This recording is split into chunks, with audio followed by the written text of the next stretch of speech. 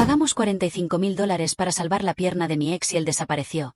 Ahora mi esposo se niega a tocar los $120.000 de herencia de su hijo para ayudar al mío. ¿Quién está mal?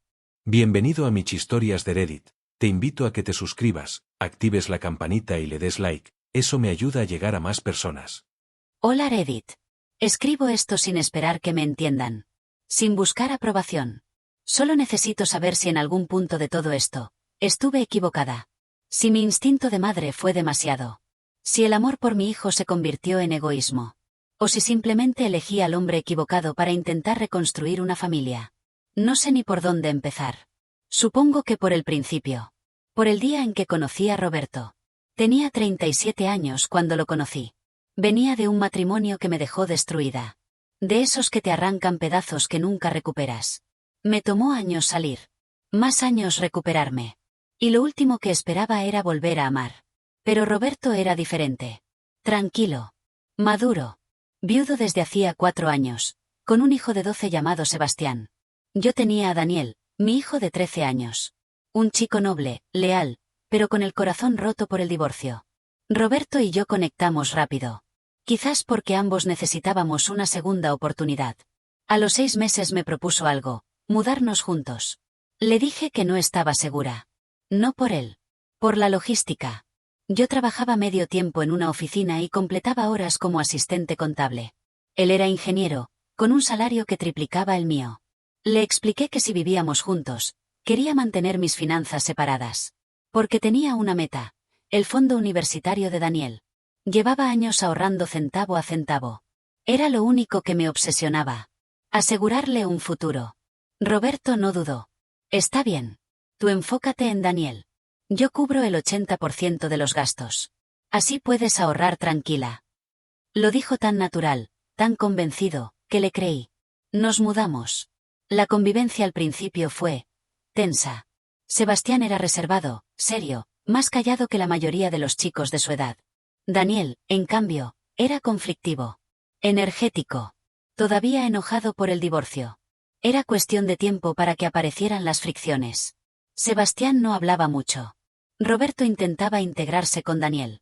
Lo llevaba al parque, le enseñaba matemáticas, le regalaba libros. Daniel lo rechazaba. Le gritaba cosas como «tú no eres mi papá». Yo lo escuchaba detrás de las paredes llorar. A veces se encerraba durante horas. Intenté hablar con ambos muchas veces. Roberto me decía que era normal, que tomaría tiempo adaptarse. Quería creerle. Porque por primera vez sentía que algo funcionaba. Aunque fuera una ilusión frágil. Los años pasaron. Daniel creció. Las cosas mejoraron, o al menos eso parecía. Daniel tenía 19 años cuando todo se derrumbó. Un día me pidió que lo acompañara al hospital. Su padre, mi ex, había tenido un accidente de motocicleta. No lo había visto en años. Solo hablaban por mensajes de vez en cuando. Yo no me metía. No fue buen padre. Pero era su padre al fin y al cabo. Acepté ir. Pensé que estaríamos 1 hora, tal vez menos. Pero lo que encontré fue otra cosa. Mi ex estaba muy mal. Fractura expuesta en la pierna. Sin seguro. Sin familiares. Solo nosotros dos. El doctor nos habló sin rodeos. Si no opera en 72 horas, perderá la pierna. La operación costaba $45.000. No tenía eso. Ni cerca. Nos miraron esperando una respuesta. Como si fuéramos su única salida. Mi ex me pidió ayuda. Me suplicó. Me juró que trabajaría para devolverlo. Le dije que no. Que no podía. Que solo estaba ahí por Daniel. Entonces mi hijo me miró con unos ojos que nunca voy a olvidar. Mamá, ¿y si usamos mi fondo? Le dije que no. Que ese dinero era para su universidad. Que lo había guardado durante años. Que ese era su futuro. Insistió. No puedo dejarlo así.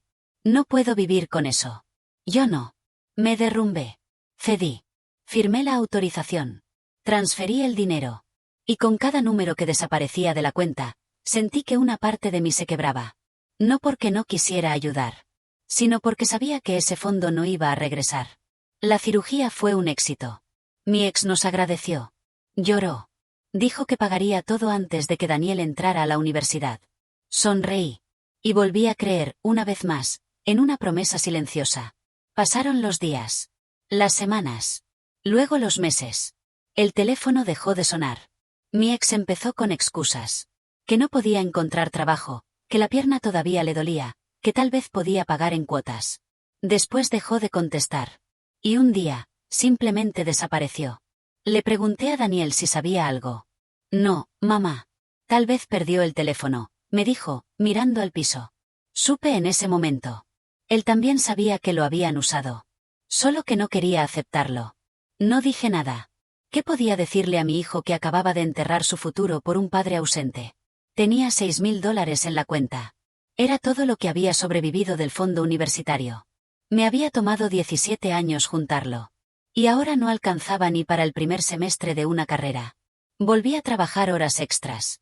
Acepté trabajos freelance, auditorías pequeñas, asesorías fiscales nocturnas. Durante casi 2 años dormí 4 o 5 horas por noche.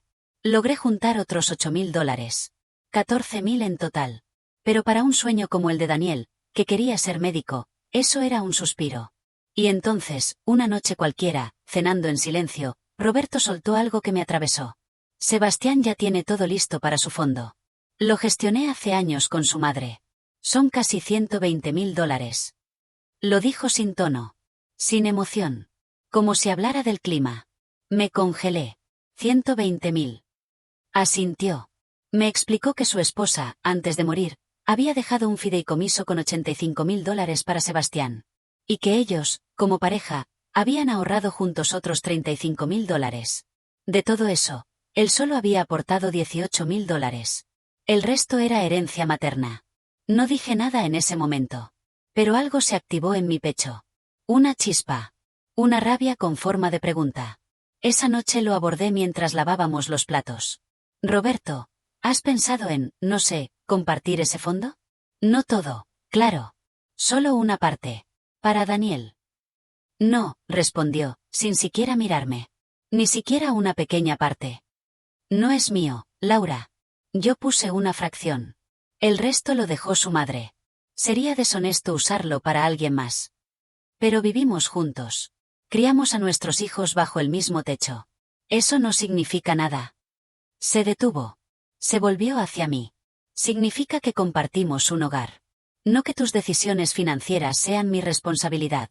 Tu hijo no es mi hijo, Laura. Así como el mío no es tuyo. Esa frase abrió una grieta en mi pecho. Pensé en todo lo que había dado. Mi dinero, mi tiempo, mi estabilidad. Pensé en cómo entregué todo, incluso el fondo de mi hijo, para ayudar a alguien más. Y ahora me decían que mis problemas eran míos. Que Daniel era solo mi hijo. Me encerré en el baño esa noche. Lloré sin hacer ruido, con una toalla sobre la boca. No porque no pudiera cargar el peso, sino porque me sentí invisible. Como si nunca hubiera sido una parte real de esa casa. Al día siguiente le conté a Daniel lo que pasaba. Le hablé del fondo de Sebastián. Y vi algo en sus ojos que no había visto desde que era niño. Esperanza. ¿Crees que si me porto mejor, me ayudará? No supe qué responder. Pero desde ese día, Daniel cambió. Dejó las quejas. Ayudaba en la casa. Llevaba a Sebastián a la escuela. Arreglaba el jardín con Roberto. Hasta empezó a llamarlo Don Roberto, con una mezcla de respeto y prudencia. Y yo, no sabía si sentir alivio o vergüenza. Porque eso no era una reconciliación. Era un niño construyendo una estrategia. Un día lo escuché solo, en su cuarto, practicando frente al espejo. Papá, ¿podemos hablar? Papá, ¿me puedes ayudar con esto? Y mi alma se rompió.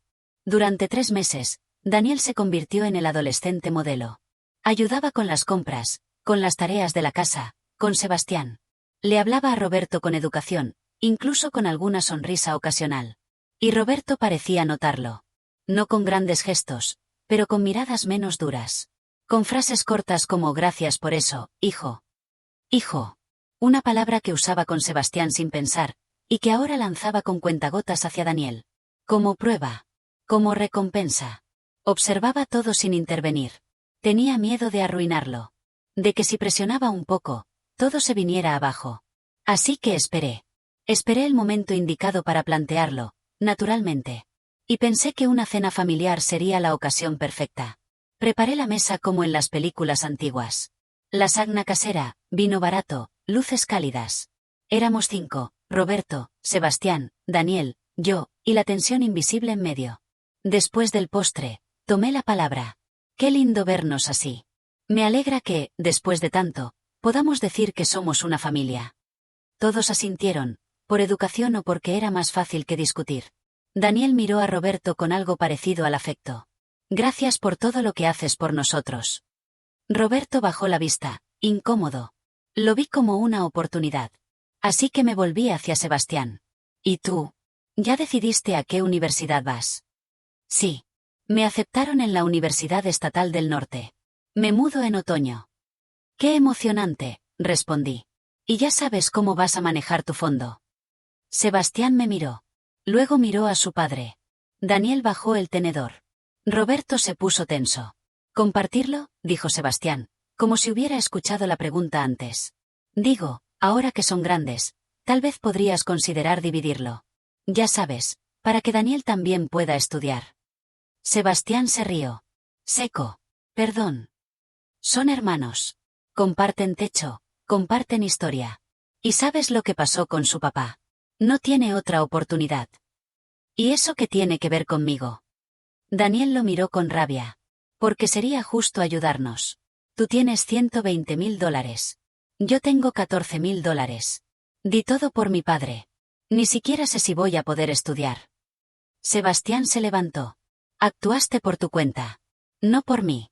Y te voy a decir algo. Todos estos meses actuaste como si estuvieras cambiando. Pero lo hiciste con una expectativa. Como si yo fuera un cajero automático. ¿Estás diciendo que fingí ser mejor persona para que me dieras dinero?, gritó Daniel, rojo. Sí. Porque lo vi. Porque era obvio. Y porque si de verdad te importara esta familia, no estarías haciendo esto ahora, en una cena, como si estuvieras cerrando una negociación. Si has llegado hasta aquí, significa que esta historia te está gustando. Suscríbete a mis historias de Reddit, activa la campanita y dale like, eso me ayuda a llegar a más personas. Basta, interrumpió Roberto. Me levanté. No. Vamos a hablar de esto ahora. Porque tu hijo está siendo egoísta. Y tú lo sabes. Esto no es dinero. Es el futuro de su hermano. Sebastián puso los ojos en blanco. No es mi hermano. Nunca lo fue. El aire se volvió hielo. ¿Y tú?, le pregunté a Roberto. ¿Piensas lo mismo? Bajó la cabeza. Y entonces Sebastián dijo lo que cambió todo. Además, no podría darte ese dinero aunque quisiera. Ni siquiera puedo tocarlo. Silencio. ¿Qué?, preguntó Daniel, confundido. Porque legalmente no puedo. Mi mamá dejó un fideicomiso. Está blindado. Solo puedo usarlo para mis gastos académicos, y está monitoreado por un tutor legal. Mi papá no puede moverlo. Yo no puedo moverlo. Nadie puede sacarlo para un tercero. ¿Por qué nadie dijo eso antes?, pregunté, incrédula. Porque no te lo iba a prestar de todos modos. Pero ahora veo que ni siquiera tenía la opción. Roberto finalmente habló. No te lo dijimos porque sabíamos que no ibas a aceptarlo. Querías que esto fuera una familia. Pero cuando se trata de dinero, quieres justicia, no unión. Y no puedes exigir eso en una casa que no ayudaste a construir. Sebastián empujó su silla hacia atrás. ¿Listo? ¿Terminamos la escena? Porque yo no vine a actuar. Y se fue. Daniel me miró como esperando que lo defendiera. Pero yo solo podía pensar en una cosa. Me mintieron. Ocultaron el fideicomiso y la comisión. Me hicieron creer que era una elección, no una imposibilidad. Y ahora, con todo sobre la mesa, yo era la que quedaba como la que pedía lo que no se podía dar. Después de esa cena, el ambiente en la casa se volvió irrespirable. Nadie volvió a hablar del tema. Nadie mencionó la palabra fondo otra vez. Roberto regresaba del trabajo y se encerraba en su estudio. Sebastián se limitaba a sus cosas. Yo simplemente dejé de intentar. No cocinaba. No lavaba. No hablaba. Era como vivir en un modelo de familia feliz, pero sin gente adentro. Una semana después, Roberto rompió el silencio. No puedes dejar de hacer todo solo porque no conseguiste una conversación como querías. Me reí. Fue un sonido seco, casi sin vida. ¿En serio? ¿Me vas a decir eso? Digo que hay cosas que siguen funcionando. Teníamos un acuerdo. Yo pago el 80%. Tú te encargas del resto. No podemos dejar que eso se caiga solo por un malentendido. ¿Un malentendido? Ocultar que el fondo era legalmente intocable, es un malentendido. Te lo dije después, Laura. No todo puede decirse como tú quieres. Lo que estás haciendo ahora es chantaje emocional. Quieres que Sebastián done su futuro porque Daniel perdió el suyo. Y eso no es justicia. Es castigo. No quiero justicia. Quiero igualdad. Y esa no existe cuando uno de los hijos no es tuyo. Lo soltó sin pensar. Me quedé callada. Porque finalmente lo dijo. Lo que siempre supo pero nunca se atrevió a verbalizar. Mi hijo nunca fue su hijo. Solo era el hijo de la mujer con la que compartía cama. Esa noche, Sebastián me buscó. Quiero hablar, dijo, serio. Lo seguí al patio. Nos sentamos. La noche estaba fría. No quiero que esto siga destruyendo a mi papá, comenzó. No voy a discutir más contigo. Pero estuve pensando. Lo miré sin decir nada. ¿Puedo prestarle a Daniel $60,000? Sin intereses. Que me lo devuelva cuando pueda. Quiero que esto termine. Para todos. Por un segundo, sentí alivio. Pero ese alivio se convirtió en furia. Un préstamo. Es lo que puedo hacer. El fideicomiso no me permite donar. Pero si prestar sí es con fines educativos. Ya hablé con el abogado. ¿Quieres que mi hijo te deba? Que tenga que agradecerte de por vida por algo que debería ser un acto de amor. No soy su hermano. Y tú no eres mi madre. No esperes amor de donde no lo hay. Me levanté. Temblaba. No de frío. De rabia. Eres igual que tu padre. Y tú eres igual que tu ex. Quieres salvar a todos. Pero terminas arruinando todo. Roberto apareció desde la galería. Había escuchado todo. Esto es lo que querías, le grité. ¿Un hijo que presta, no ayuda? ¿Un hogar donde todo es por contrato? ¿Una pareja que repite cifras como si fueran votos matrimoniales? Puse las reglas claras desde el principio. No me culpes si las ignoraste, respondió. ¿Sabes qué? Me voy. No puedo vivir en una casa donde todo se mide en porcentajes y no en afecto. Subí las escaleras. Empaqué. Bajé. Daniel. Prepara tus cosas. Me miró con los ojos vidriosos. No dijo nada. Solo obedeció. Cruzamos la sala con nuestras mochilas a la espalda. Sebastián nos ignoró. Roberto estaba sentado en el sofá. Viendo televisión. Esperé que se levantara. Que dijera algo. Que hiciera algo. Pero nada. Empaqué en silencio. Esperando que alguien me detuviera. Nadie lo hizo. Nadie me detuvo. Nadie gritó espera. Y eso dolió más que cualquier discusión. Nos fuimos. Daniel y yo rentamos un departamento pequeño en las afueras de la ciudad. Un ambiente con cocina y baño que olía a encierro y derrota. Vivíamos con lo justo. Hacía números todo el día para estirar cada dólar. Daniel buscaba trabajo, pero sin título y sin contactos. Lo que encontraba eran empleos mal pagados o turnos nocturnos. Pasó el tiempo. Se acercaba la inscripción para la universidad. Y no podía ayudarlo. No tenía avales. No tenía ahorros. No tenía propiedades para hipotecar. Solicitamos un préstamo estudiantil. Fue rechazado. No cumplía con los requisitos mínimos de respaldo financiero. Me dio vergüenza. Lo miraba y sentía que lo había condenado al fracaso. Por una decisión emocional. Por creer, por un momento, que una familia podía actuar como tal. Hablé con Daniel. No me culpó. Pero su mirada decía todo lo que su boca no se atrevía a pronunciar. Y entonces, en el acto más desesperado y humillante de toda mi vida, regresé. Volví a esa casa. A esa casa que una vez creí mi hogar. Era sábado. Tarde. Toqué la puerta. Roberto abrió. Me miró como si no entendiera por qué estaba ahí. Sebastián apareció detrás, con su celular en la mano. Necesito hablar. Por favor. No hay nada que decir, Laura. Solo escúchame. Un minuto. Me dejó pasar. Me equivoqué, dije. Actué por impulso. Pero pensé que, después de tantos años, podíamos arreglarlo. No hay arreglo, me cortó. Roberto, no le hagas esto a Daniel. Es un buen chico. Merece una oportunidad. No voy a sacrificar el futuro de mi hijo por decisiones que no tomé. Ni tuyas, ni de tu ex. No me mires así. Daniel no es tu hijo. Nunca lo fue. No sé qué me dolió más. Si decirlo en voz alta, o decirlo frente a Daniel. Eres un egoísta de mierda, dije, temblando. Tú y tu hijo. Se creen dueños del mundo porque tienen dinero y un apellido bonito. Cuida tu tono, dijo Sebastián desde las escaleras. ¿Y si no qué? ¿Vas a prestarme dinero otra vez con condiciones? ¿Con tu cara de mártir? Hipócrita. Basta, mamá, gritó Daniel. Ya basta. Pero no podía parar. Roberto se acercó. Me pidió que me fuera. Daniel dio un paso adelante. No le hables así a mi mamá. Sebastián bajó las escaleras. Tu mamá no puede venir a mi casa a escupir veneno y luego hacerse la víctima. No es tu casa. Ella también la construyó. Y entonces pasó. Un empujón. Otro. Y caos. Roberto intentó separarlos, pero ya era tarde. Fueron a los golpes. Puños desordenados, rabia acumulada, años de tensión explotando en segundos.